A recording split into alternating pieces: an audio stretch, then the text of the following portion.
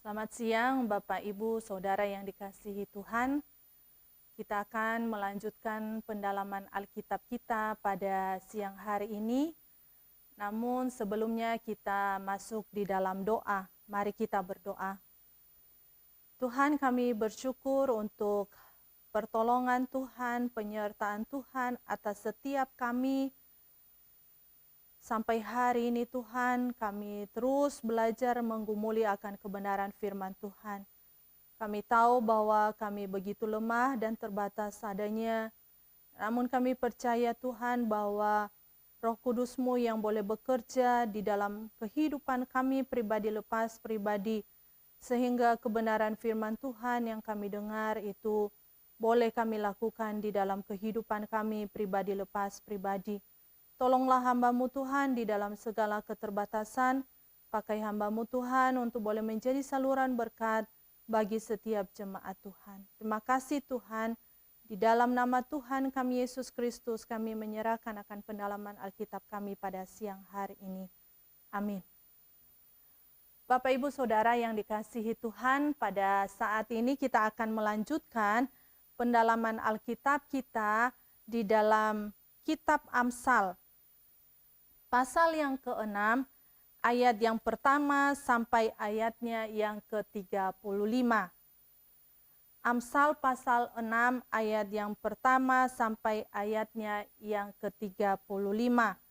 Saya akan bacakan untuk kita semua. Demikian firman Tuhan. Berbagai-bagai nasihat. Hai anakku, jikalau engkau menjadi penanggung sesamamu, dan membuat persetujuan dengan orang lain. Jikalau engkau terjerat dalam perkataan mulutmu, tertangkap dalam perkataan mulutmu, buatlah begini, hai anakku, dan lepaskanlah dirimu, karena engkau telah jatuh ke dalam genggaman sesamamu. Pergilah, berlututlah, dan desaklah sesamamu itu. Janganlah membiarkan matamu tidur dan kelopak matamu mengantuk. Lepaskanlah dirimu seperti kijang daripada tangkapan, seperti burung daripada tangan pemikat. Hai pemalas, pergilah kepada semut. Perhatikanlah lakunya dan jadilah bijak. Biarpun tidak ada pemimpinnya, pengaturnya atau penguasanya, ia menyediakan rotinya di musim panas dan mengumpulkan makanannya pada waktu panen. Hai pemalas, berapa lama lagi engkau berbaring? Bilakah engkau akan bangun dari tidurmu? Tidur sebentar lagi, mengantuk sebentar lagi, melipat tangan sebentar lagi untuk tinggal berbaring. Maka datanglah kemiskinan kepadamu seperti seorang penyerbu, dan kekurangan seperti orang yang bersenjata. Tak bergunalah dan jahatlah orang yang hidup dengan mulut serong, yang mengedipkan matanya, yang bermain kaki dan menunjuk-nunjuk dengan jari, yang hatinya mengandung tipu muslihat, yang senantiasa merencanakan kejahatan, dan yang menimbulkan pertengkaran. Itulah sebabnya ia ditimpa kebinasaan dengan tiba-tiba. Sesaat saja ia diremukkan tanpa dapat dipulihkan lagi. 6 perkara ini yang dibenci Tuhan, bahkan 7 perkara yang menjadi kekejian bagi hatinya. Mata sombong, lidah dusta, tangan yang menumpahkan darah orang yang tidak bersalah, hati yang membuat rencana-rencana yang jahat, kaki yang segera lari menuju kejahatan, seorang saksi dusta yang menyembur-nyemburkan kebohongan, dan yang menimbulkan pertengkaran saudara. Hai anakku, peliharalah perintah ayahmu, dan janganlah menyia-nyiakan ajaran ibumu. Tambatkanlah senantiasa semuanya itu pada hatimu. kalungkanlah pada lehermu. Jikalau engkau berjalan, engkau akan dipimpinnya. Jikalau engkau berbaring, engkau akan dijaganya. Jikalau engkau bangun, engkau akan disapanya. Karena perintah itu pelita, dan ajaran itu cahaya, dan teguran yang mendidik itu jalan kehidupan, yang melindungi engkau terhadap perempuan jahat, terhadap kelicikan lidah perempuan asing. Janganlah menginginkan kecantikannya dalam hatimu. Janganlah terpikat oleh bulu matanya. Karena bagi seorang sundal, sepotong rotilah yang penting. Tetapi istri orang lain memburu nyawa yang berharga. Dapatkah orang membawa api dalam gelumbung baju dengan tidak terbakar pakaiannya? Atau dapatkah orang berjalan di atas bara dengan tidak hangus kakinya? Demikian juga orang yang menghampiri istri sesamanya. Tidak seorang pun yang menjamahnya luput dari hukuman. Apakah seorang pencuri tidak akan dihina apabila ia mencuri untuk memuaskan nafsunya karena lapar? Dan kalau ia tertangkap, haruslah ia membayar kembali 7 kali lipat. Segenap harta isi rumahnya harus diserahkan.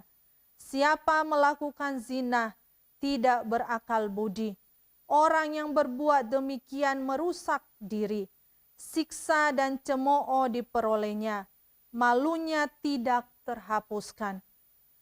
Karena cemburu adalah geram seorang laki-laki. Ia tidak kenal belas kasihan pada hari pembalasan dendam. Ia tidak akan mau menerima tebusan apapun. Dan ia akan tetap bersikeras betapapun banyaknya pemberianmu. Demikian sejauh pembacaan firman Tuhan. Bapak, Ibu, Saudara yang dikasihi Tuhan,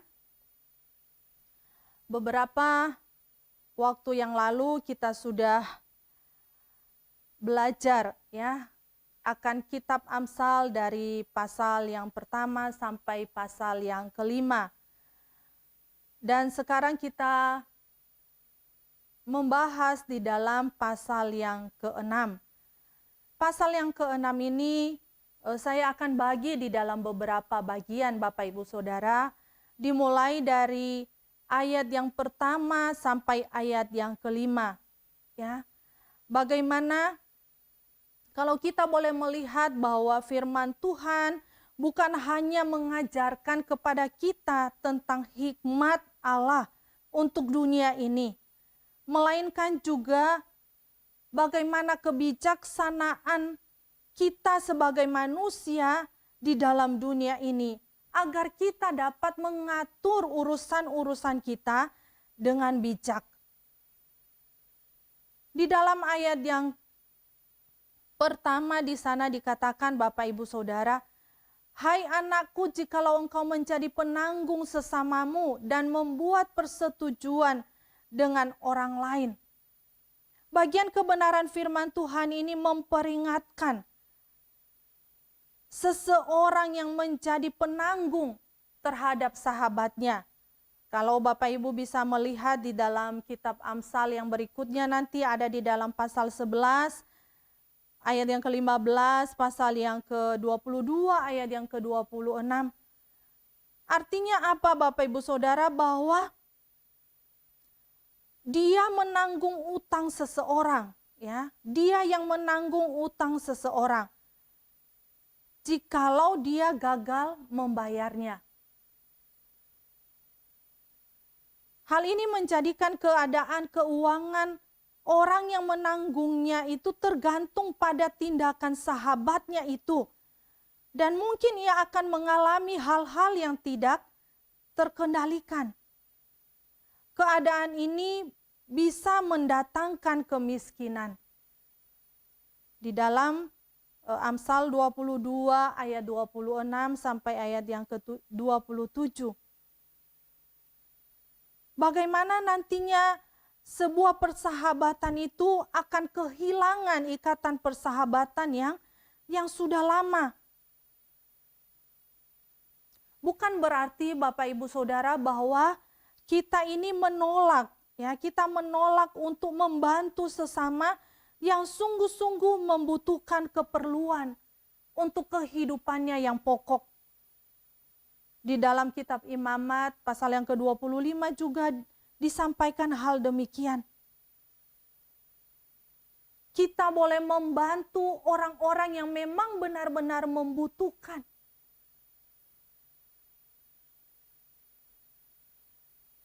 Karena kebutuhan-kebutuhan mereka yang begitu terdesak. Di sini adalah kebutuhan pokok, ya, kebutuhan pokok. Kita boleh membantu mereka sebagai sesama manusia. Bagaimana dikatakan Bapak Ibu Saudara di dalam buku kita yang kita pakai bahwa ada yang mengira sudah melakukan perbuatan baik, padahal yang dilakukan sebuah perbuatan yang bodoh. Orang yang memberikan tanda tangan dalam kontrak keuangan kurang memperhatikan resiko sehingga kebaikannya merugikan dirinya sendiri. Bapak Ibu Saudara yang dikasihi Tuhan, kita boleh memperhatikan bagaimana secara singkat, ya, hukum di dalam kitab Imamat melarang meminjamkan uang dengan menarik bunga pada orang-orang Israel yang memang di dalam kondisi, di dalam kemiskinan pada waktu itu. Akan tetapi semestinya secara ikhlas memberikan uang yang sangat dibutuhkan.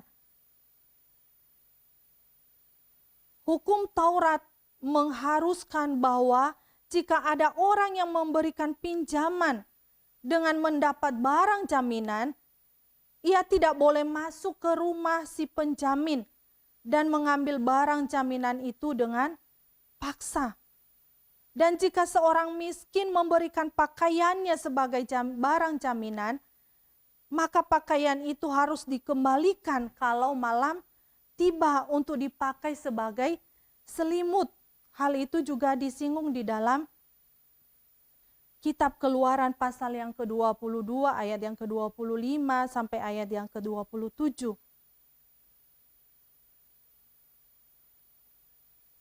Karena berbagai akibat inilah Salomo memperingatkan untuk tidak menjadi penanggung bagi orang lain.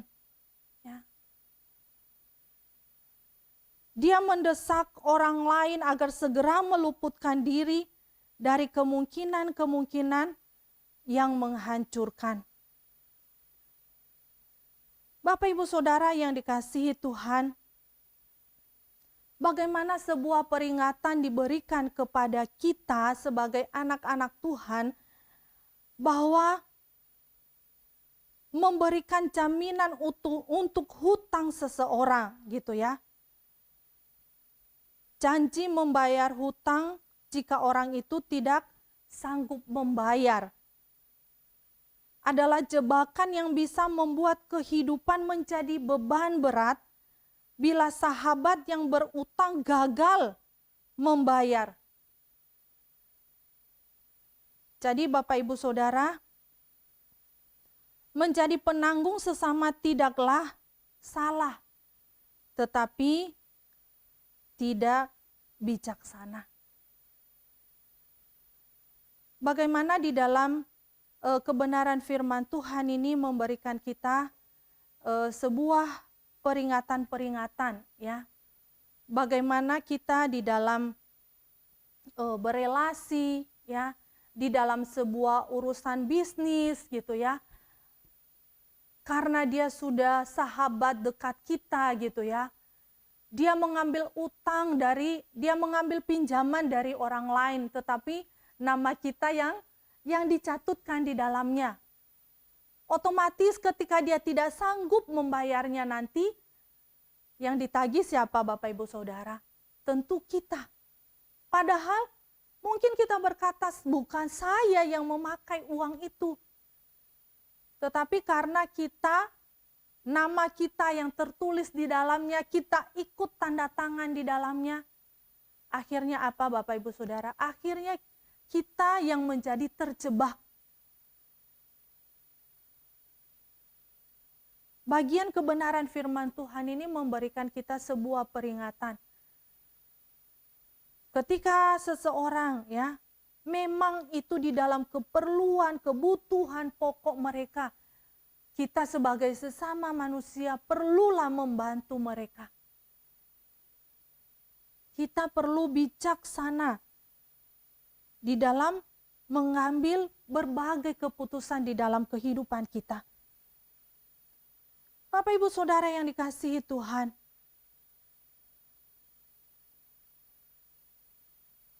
bagian kebenaran firman Tuhan ini boleh menjadi sebuah perenungan bagi kita, ya. Jangan sampai kita menjadi terjebak di dalamnya. Bagian ayat yang kelima itu, lepaskanlah dirimu seperti kijang daripada tangkapan, seperti burung daripada tangan pemikat. Jangan sampai kita terjebak di dalamnya. Orang lain yang berhutang, tetapi kitalah yang menanggungnya. Bapak Ibu Saudara yang dikasihi Tuhan, bagian berikutnya yang kita boleh belajar di dalam kebenaran firman Tuhan pada saat ini, di dalam ayat yang ke-6 sampai ayat yang ke-11. Ya. Di dalam ayat yang ke-6 sampai ayat yang ke-11. Bagian kebenaran firman Tuhan ini sering kali kita dengar, sering kali disampaikan di dalam berbagai renungan-renungan, khotbah-khotbah, bagaimana sebuah peringatan bagi setiap anak-anak Tuhan, bagi setiap orang-orang yang percaya kepada Tuhan, peringatan terhadap apa? Terhadap kemalasan. Kalau kita boleh melihat Bapak Ibu Saudara bagaimana sebuah peringatan disampaikan kepada kita bahwa kemalasan adalah sebuah cara yang pasti menuju kepada apa? Kepada kemiskinan. Meskipun tidak cepat, ya, seperti halnya di dalam bagian sebelumnya, tanggungan yang dibuat dengan gegabah. Seorang pemalas seringkali menunda untuk memulai apa yang harus dilakukan.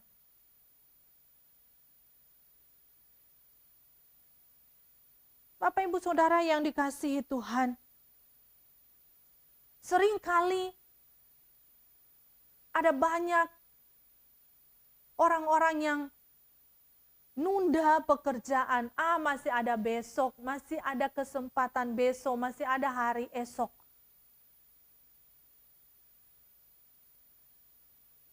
Melalui kebenaran firman Tuhan, kita diingatkan, ya. Bahkan seringkali kita memulai sesuatu pekerjaan, kadangkala kita tidak menyelesaikannya dengan baik.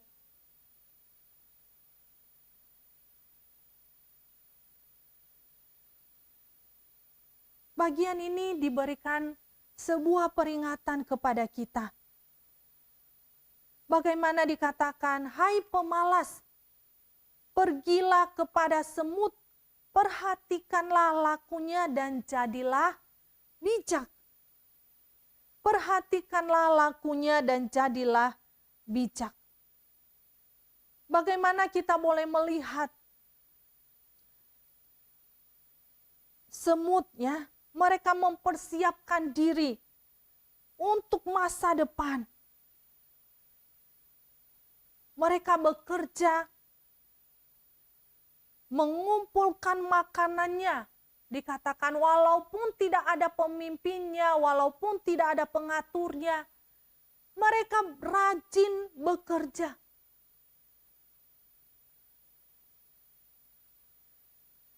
Apakah kita ketika di tengah-tengah pekerjaan kita, di tengah-tengah segala aktivitas kita, ada yang saudara, Ketika ada bos, ya kelihatan dia begitu rajin. Ketika ada pemimpinnya, dia begitu kelihatan aktif di dalam pekerjaannya.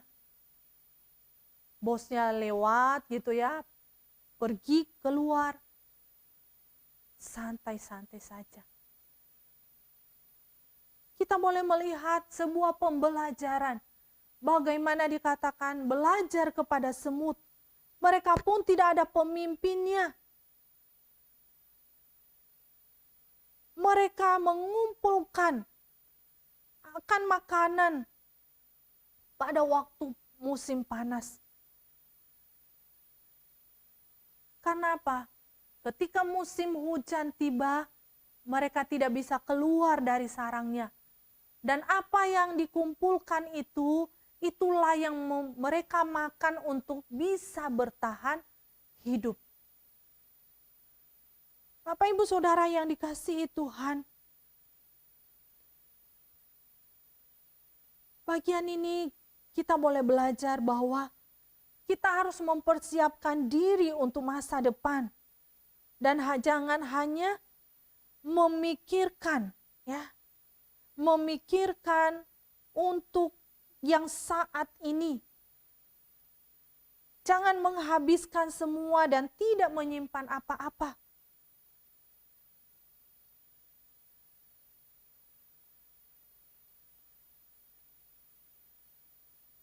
Kita mulai melihat, Bapak Ibu Saudara yang dikasihi Tuhan, bagaimana kita boleh belajar, ya,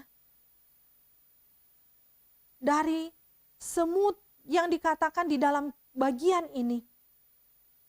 Bagaimana mereka bekerja keras, bahkan dalam keadaan-keadaan yang tidak nyaman sekalipun.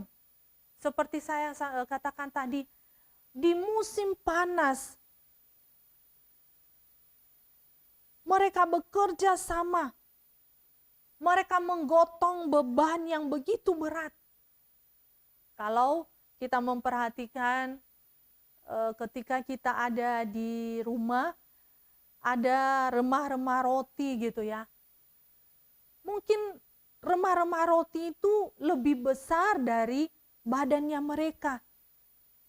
Tetapi mereka berusaha, berjuang untuk mengumpulkannya. Ya. Supaya apa? Supaya makanan itu, remah-remah roti itu bisa pindah menuju kepada sarang mereka. Bapak Ibu Saudara yang dikasihi Tuhan, mungkin bukan hal yang mudah, ya, hal yang mudah di musim panas mereka harus bekerja keras. Ya, bekerja keras maksudnya dalam hal apa? Mengumpulkan makanan mereka.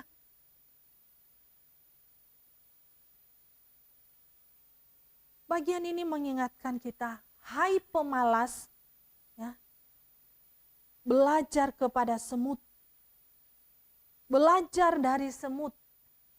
Dengan memperhatikan bagaimana semut bekerja keras menggotong beban yang berat.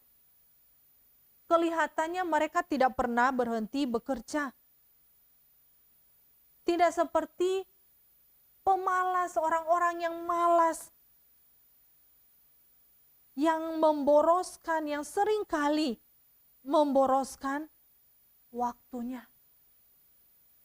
Menghabiskan waktu untuk hal-hal yang sia-sia.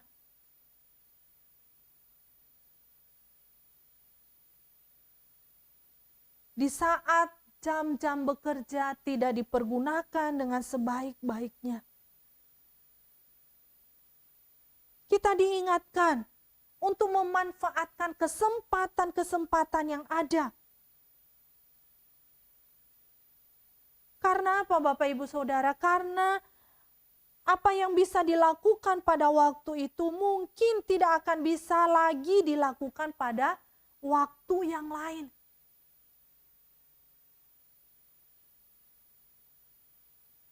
Masih ada kesempatan. Nah, itu ya, seringkali kita masih ada kesempatan, besok masih ada. Belum tentu loh kita bisa mengerjakannya besok. Kesempatan itu lewat, kesempatan itu hilang. Ambillah kesempatan itu selagi ada. Karena apa? Belum tentu kita bisa melakukannya di lain waktu.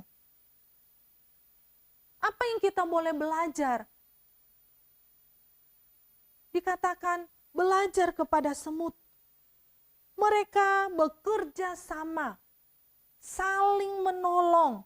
Ya, Bapak Ibu Saudara, kalau kita perhatikan rombongan semut gitu ya, walaupun seringkali kita ketika semut itu ada di rumah, kita berusaha supaya semut itu menghilang dalam sekejap gitu ya. Ada saja kita mungkin bisa menyemprot mereka gitu ya. Tetapi kita boleh lihat bagaimana mereka rombongan itu bekerja bersama-sama.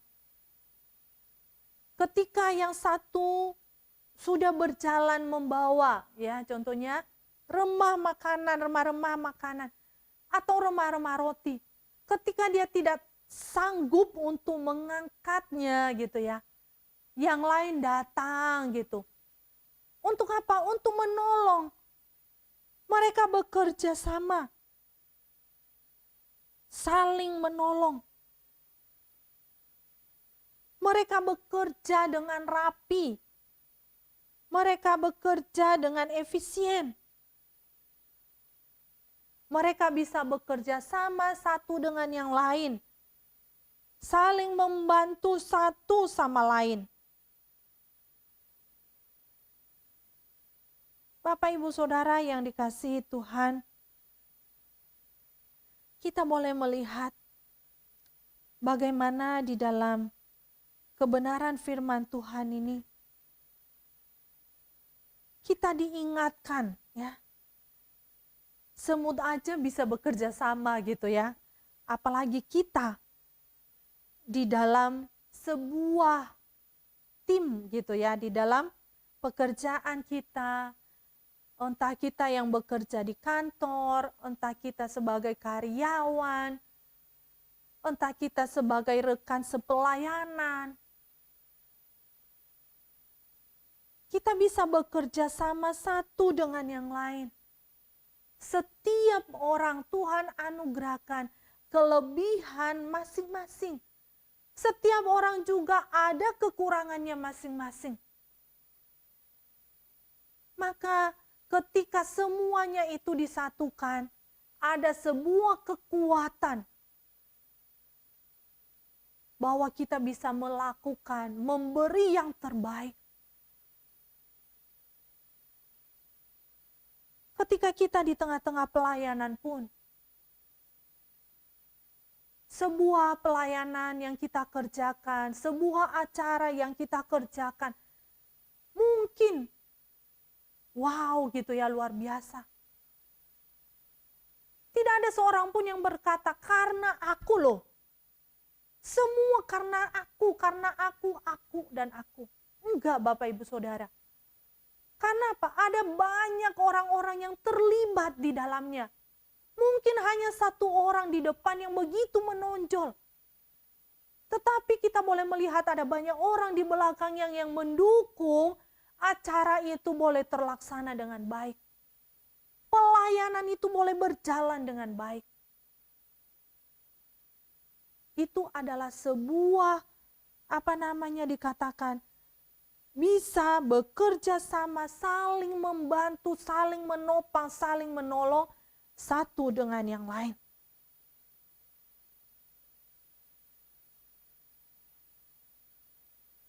Bagian ini kita juga diingatkan ya. Setiap orang percaya, setiap anak-anak Tuhan. Kenapa sih kita sampai dikatakan belajar kepada semut? Hewan yang paling kecil, mungkin kalau kita berjalan aja semut tidak kelihatan di lantai, kita injek gitu ya saudara. Salomo mengingatkan kepada kita menasehati kepada kita, jangan menjadi pemalas. Salomo menegur dengan keras para pemalas dan memanggilnya untuk bekerja.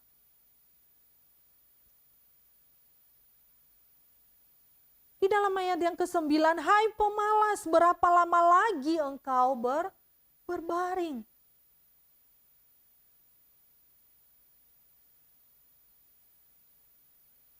Sebuah tafsiran di dalam buku kita dikatakan itu tidur pada malam hari atau pada siang hari tidaklah salah. Tetapi kalau tidur siang hari sudah merebut jam kerja terbaik, maka ada sesuatu yang tidak beres. Akibat semuanya ini adalah kemiskinan dan kekurangan. Kemiskinan dan kekurangan itu akan datang secara diam-diam dan tanpa dirasakan dan tidak bisa ditahan. Akan apa? Akan bertumbuh dan maju selangkah demi selangkah. Kemalasan dalam hal rohani bahkan adalah lebih menggoda daripada kemalasan dalam hal jasmaniah. Tuhan menasihati kita untuk bersungguh-sungguh meneguhkan panggilan dan pilihan kita. Di dalam 2 Petrus pasal 1 ayat yang ke-10 disampaikan demikian. Bapak Ibu Saudara yang dikasihi Tuhan, mungkin kita begitu gigih, begitu bekerja keras di dalam memenuhi segala kebutuhan-kebutuhan kita mungkin. Tetapi ada sesuatu hal yang disampaikan kepada kita untuk ada keseimbangan di dalam kerohanian kita juga. Jangan sampai kerohanian kita tidak mengalami pertumbuhan, ya. Karena panggilan kita sebagai anak-anak Tuhan, sebagai orang-orang yang percaya kepada Tuhan, bertanggung jawab untuk mengerjakan keselamatan yang Tuhan sudah anugerahkan bagi setiap kita. Bapak Ibu Saudara yang dikasihi Tuhan, kita boleh melihat bagaimana sebuah peringatan diberikan kepada kita sebagai anak-anak Tuhan. Di dalam ayat yang ke-6 sampai ayat yang ke-11 ini. Belajar untuk mengerjakan, ya, apa yang kita bisa kerjakan di dalam pekerjaan kita yang kita temukan pada hari ini. Kerjakanlah dengan sebaik-baiknya. Jangan menunda, jangan berkata masih ada waktu besok. Belum tentu kesempatan itu ada besok, ya. Kita boleh mengerjakan dengan sebaik-baiknya. Hal yang berikutnya Bapak Ibu Saudara yang dikasihi Tuhan, yang kita boleh lihat di dalam ayat yang ke-12 sampai ayat yang ke-19, ya. Ini menjadi sebuah peringatan bagi kita juga sebagai anak-anak Tuhan.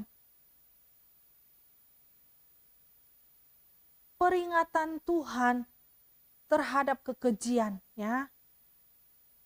Kalau kita boleh melihat Bapak Ibu Saudara, bagaimana orang malas yang tidak berbuat apa-apa gitu, ya.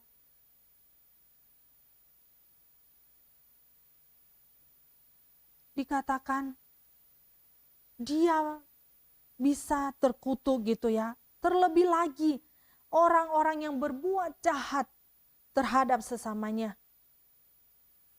Bapak Ibu Saudara yang dikasihi Tuhan, di dalam bagian ini kalau kita boleh memperhatikan, siapakah orang jahat itu, ya? Siapakah orang jahat itu? Mereka penuh dengan dusta, penipuan, kebohongan, memutarbalikkan kebenaran, tipu daya yang berliku-liku. Ya, Bapak Ibu Saudara, banyak sekali namanya gitu ya. Itu pun sudah dikatakan apa? Dusta. Tuhan sangat membenci semuanya itu. Mereka melakukan kejahatannya dikatakan dengan amat lihai.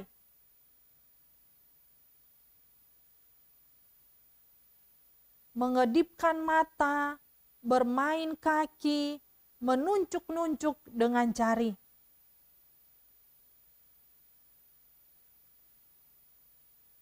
Kalau kita boleh memperhatikan Bapak Ibu Saudara bahwa memakai bahasa tubuh gitu ya, bukan sesuatu hal yang baru lagi. Ya. Mata, kaki, dan jari dapat dipakai oleh penjahat untuk melakukan penipuan. Di balik muka yang tampaknya jujur ini penuh dengan apa? Penuh dengan tipu muslihat dan kejahatan. Hal itu disampaikan di dalam ayat yang ke-14.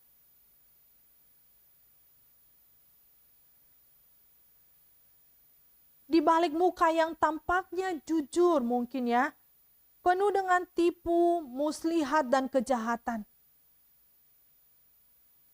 Bapak Ibu Saudara yang dikasihi Tuhan, kita boleh melihat bagaimana ya kita diperingatkan, kita diingatkan. Orang-orang yang melakukan kejahatan, penuh dengan dusta. Di situ ada penipuan, di situ ada kebohongan, di situ memutarbalikkan kebenaran. Kita boleh melihat bahwa Tuhan membenci semuanya itu.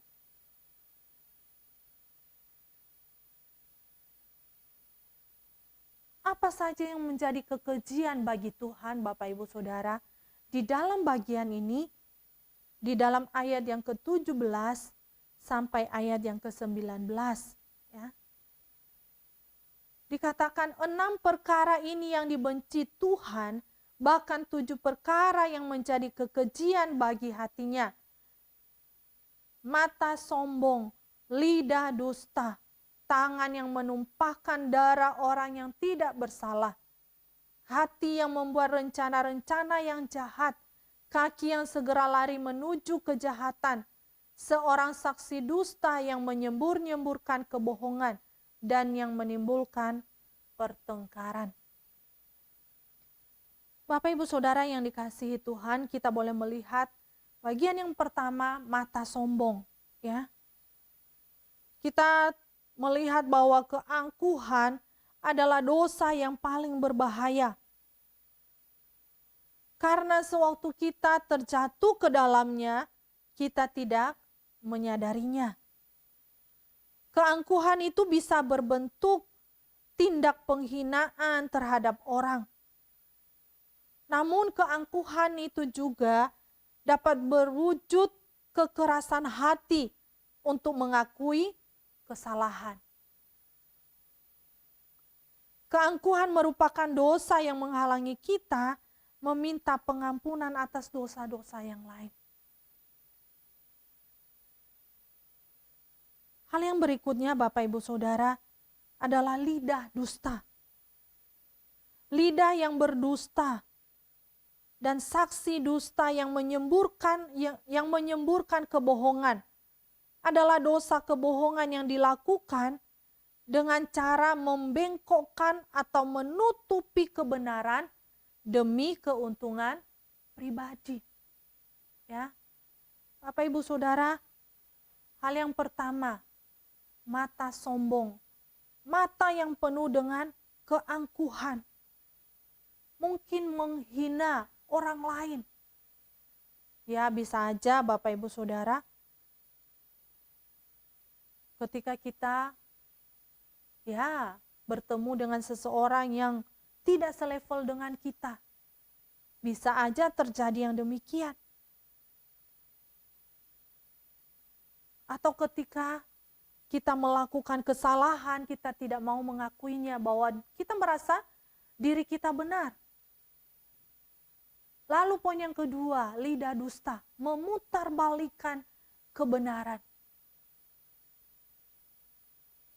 Bukankah hal ini yang lagi viral, berita-berita yang kita boleh lihat terakhir-terakhir ini. Kadangkala kebenaran itu diputar balik untuk menutupi berbagai kesalahan yang dilakukan mungkin.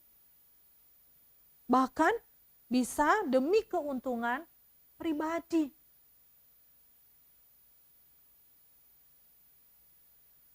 Lalu poin yang berikutnya dikatakan yang ketiga, tangan yang menumpahkan darah, ya. Tangan yang menumpahkan darah. Kalau kita boleh melihat bagaimana sejak awal dikatakan iblis adalah pendusta dan pembunuh. Saudara, setiap orang percaya kepada Tuhan, ya. Anak-anak Tuhan, ketika kita berkata, Roh Kudus itu berdiam di dalam kehidupan saya. Namun kenapa Bapak Ibu Saudara? Seringkali kita masih dengar, ada banyak orang-orang yang percaya kepada Tuhan. Masih berani menghilangkan nyawa sesamanya gitu ya. Bisa terjadi karena persaingan, bisa terjadi supaya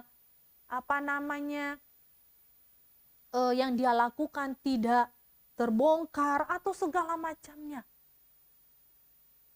Dia berani menghilangkan nyawa sesamanya. Saudara yang dikasihi Tuhan,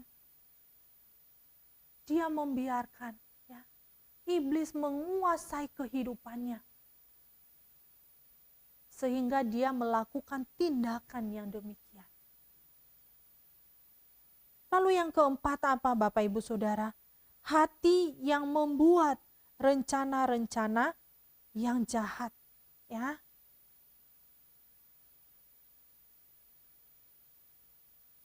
Hati yang merancangkan, hati yang membuat rencana-rencana yang jahat. Kelicikan di dalam merancangkan dosa gitu ya Bapak Ibu Saudara. Dia merancangkan segala kejahatan. Dia mengatur berbagai strategi untuk berbuat kejahatan.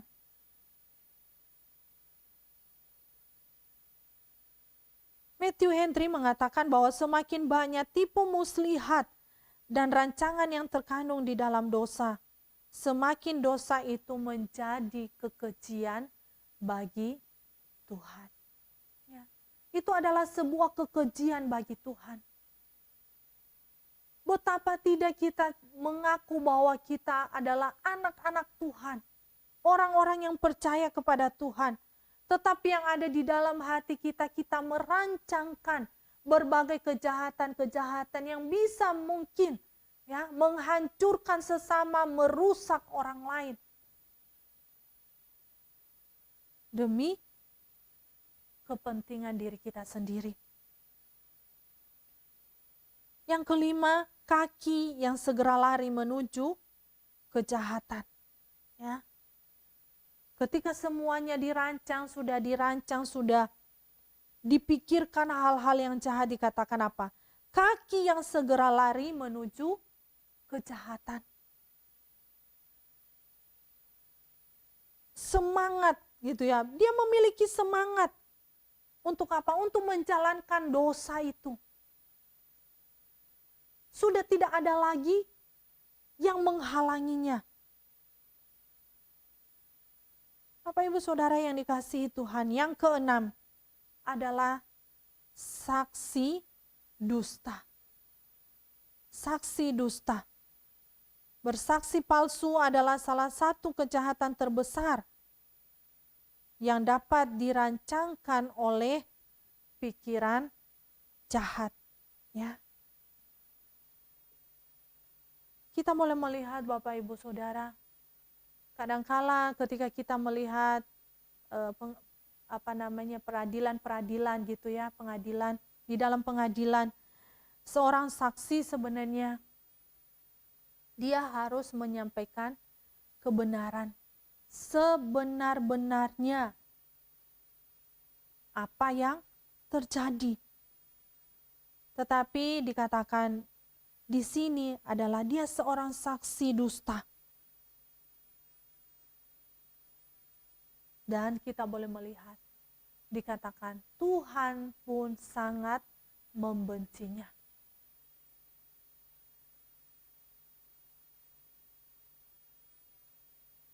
Ini boleh menjadi sebuah peringatan bagi kita sebagai anak-anak Tuhan, orang-orang yang percaya kepada Tuhan. Kita minta hikmat Tuhan, supaya apa? Supaya menolong kita untuk bisa membedakan mana yang baik, mana yang benar, mana yang berkenan di hadapan Tuhan. Untuk kita lakukan di dalam kehidupan kita pribadi lepas pribadi. Dan yang ketujuh adalah menimbulkan pertengkaran saudara. 6 perkara tersebut adalah latar belakang bagi perkara ketujuh yang mendapatkan penekanan. Membuat kejahatan di antara saudara dan tetangga dengan menggunakan segala sarana kejahatan yang memancing apa Bapak Ibu Saudara? Amarah satu dengan yang lain, ya. Namun kita boleh melihat bahwa ini pun menjadi peringatan bagi kita. Tuhan itu adalah sumber kasih.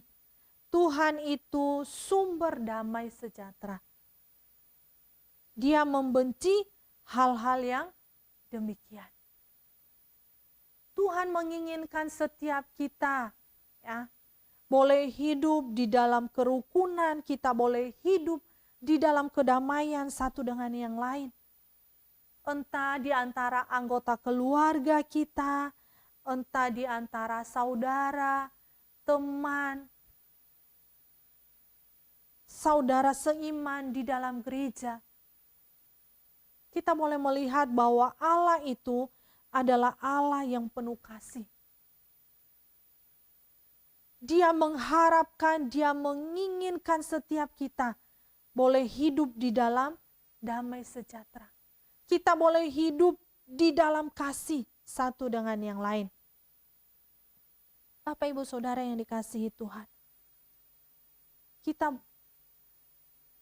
boleh diingatkan, ya, bahwa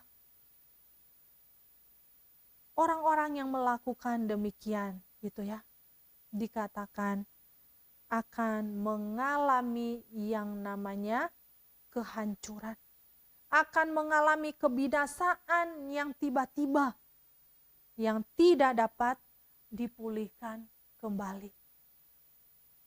Betapa mengerikan Bapak Ibu Saudara. Peringatan-peringatan ini disampaikan bagi kita.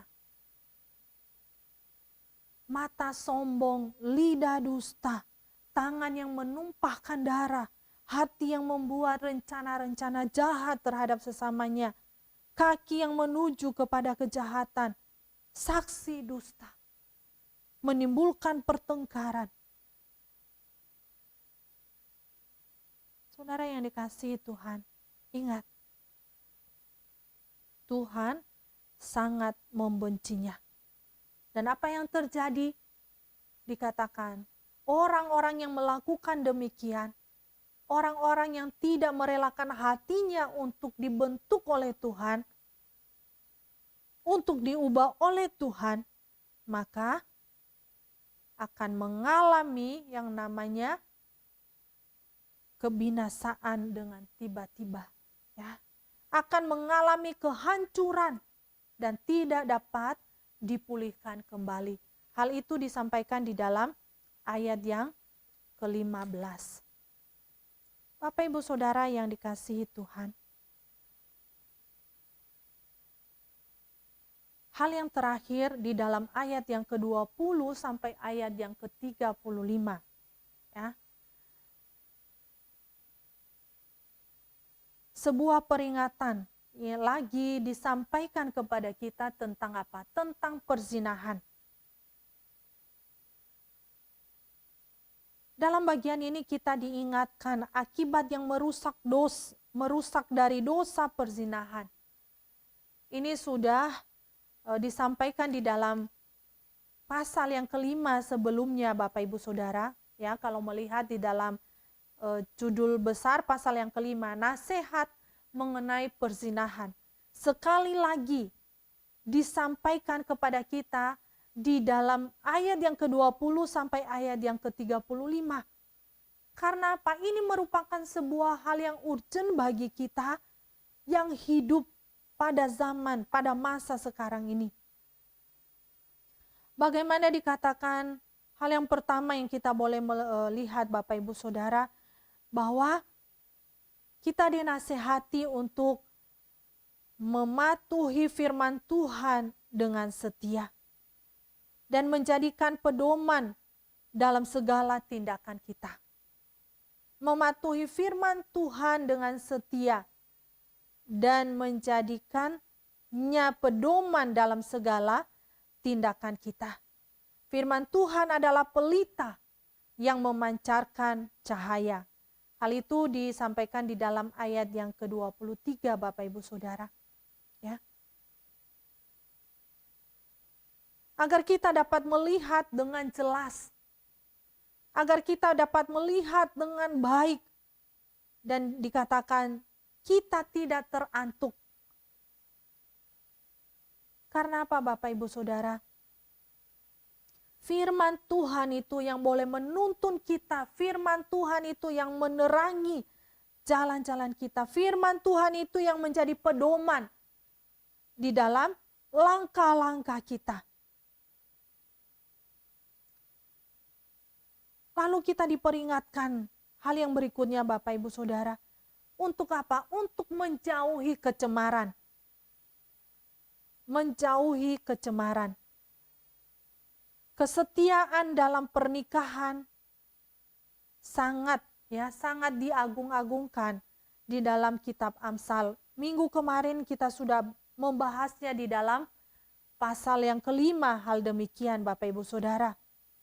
Ya. Oleh sebab itu perzinahan adalah sebuah dikatakan kekejian, dosa yang keji di hadapan Tuhan. Ya, dosa yang sangat keji di hadapan Tuhan.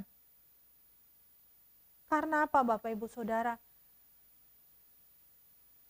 Terhadap terhadap pasangan yang tidak bersalah, kita mengkhianati dia.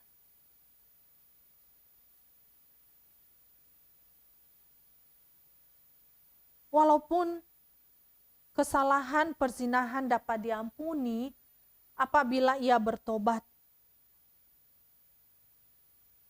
Tetapi kita boleh melihat Bapak Ibu Saudara bahwa ketika seseorang sudah melakukan perzinahan, dia pun bertobat, dia dipulihkan, ya. Namun kita tahu bahwa ada bekas luka, ya, di dalam hati pasangan yang tidak bisa kita sembuhkan secara sempurna. Mungkin dia berkata, ya saya memaafkanmu, ya.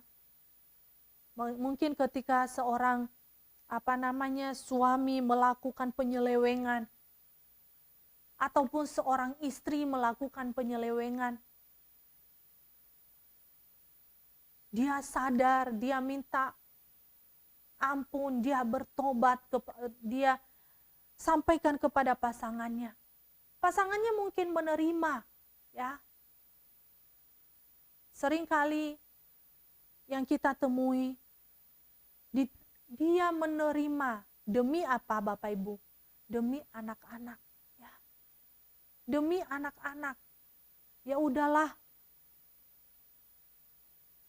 Bagaimana nanti kalau anak-anak di sekolah, temannya nanya, papamu mana? Mamamu mana? Ya udahlah. Tetapi ada luka di dalam hati yang mungkin begitu sulit untuk disembuhkan secara sempurna. Ini menjadi sebuah peringatan bagi kita Bapak Ibu Saudara. Ayat 25, janganlah engkau terpikat, janganlah engkau tergoda oleh kecantikannya. Ya, oleh kecantikan mereka. Karena apa Bapak Ibu Saudara? Kasihnya itu tidak sungguh-sungguh. Ya, berapa banyak kita tahu, kita dengar gitu ya. Mereka berusaha supaya apa? Supaya mereka bisa dapat menguras harta gitu ya. Apa yang kita punya itu habis. Setelah jatuh miskin, ya kita ditinggal. Bapak Ibu Saudara yang dikasihi Tuhan, kasihnya itu penuh dengan kamuflase, kasihnya itu tidak sungguh-sungguh. Sebuah tafsiran lain yang disampaikan oleh Matthew Henry mengatakan bahwa kebaikan terbesar yang dapat kita lakukan sendiri adalah menjauhkan diri dari dosa ini dan melihatnya dengan rasa takut dan kebencian yang teramat sangat. Ya, Bapak Ibu Saudara, jangan sampai kita terpikat ya, karena kecantikan kita melihat, wah dia kok lebih cantik gitu ya. Jangan Bapak Ibu Saudara ya, seringkali kita mendengar rumput tetangga ya lebih hijau daripada rumput yang ada di rumah kita sendiri. Tidak boleh terjadi demikian di dalam kehidupan anak-anak Tuhan.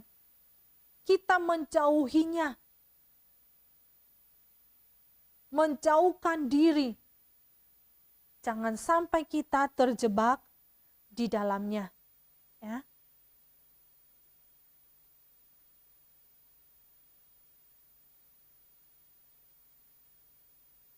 Bapak Ibu Saudara yang dikasihi Tuhan, kalau kita boleh melihat bagaimana dosa tentang perzinahan ini adalah ada berbagai akibat yang bisa didatangkan ya. Akibat dari apa? Dosa perzinahannya itu dosa memiskinkan orang. Karena seorang perempuan sundal dikatakan seorang laki-laki harus mengemis sepotong roti. Ya. Anak yang hilang menghabiskan harta bendanya dengan para pelacur sampai membuatnya menjadi salah satu dari kawanan babi. Kalau kita melihat di dalam Perjanjian Baru, Lukas mengatakan demikian. Akibat dosa ini mendatangkan kematian. Berzina dengan istri orang lain harus dibayar dengan nyawa. Ayat 26 menyampaikan demikian Bapak Ibu Saudara. Perzinahan ditetapkan oleh hukum Musa sebagai kejahatan yang pantas dihukum mati.